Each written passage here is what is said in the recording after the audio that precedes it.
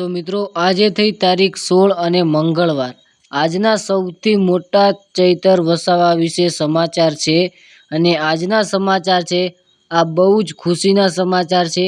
ચૈતર વસાવાના જે ફેન છે અને આદિવાસી સમાજ ચૈતર વસાવાની બંને પત્નીઓ વિશે સૌથી મોટો દિવસ અને સૌથી ખુશીના સમાચાર છે। આનાથી મોટા ખુશીના સમાચાર ચૈતર વસાવા માટે બીજા કોઈ નહીં હોઈ શકે। કારણ કે મિત્રો હવે ચૈતર વસાવા જેલની અંદર નહીં રહે પરંતુ હવે બહાર છૂટી શકે છે।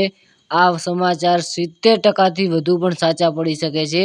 કારણ કે મિત્રો વાત કંઈક એમ છે કે ભાઈ તમે કહી રહ્યા છો કે શું કામ ચૈતર વસાવા જેલની અંદરથી છૂટી શકે છે।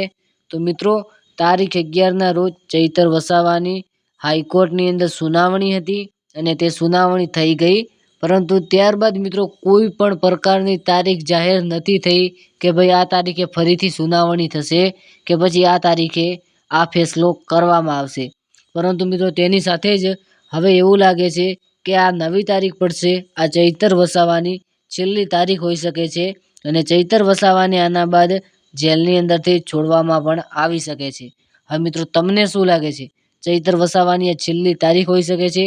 કારણ કે મિત્રો હવે આનાથી વધુ જો તારીખો નહીં પડે અને તારીખ પડશે તો પણ મિત્રો ચૈતર વસાવાને જેલની અંદર રહેવું પડશે, તે છૂટી નહીં શકે અને મારા હિસાબે લગભગ તેમને 6 થી 12 મહિનાની સજા પણ થઈ શકે છે જેલની અંદર રહેવાની। તો મિત્રો આ સૌથી મોટા સમાચાર છે કે આ વખતે જો ચૈતર વસાવાની સુનાવણી થઈ તો જેલની બહાર 100% આવી શકે છે એવું લાગે છે। મિત્રો માહિતી કેવી લાગી કોમેન્ટની અંદર જણાવજો। Thank you.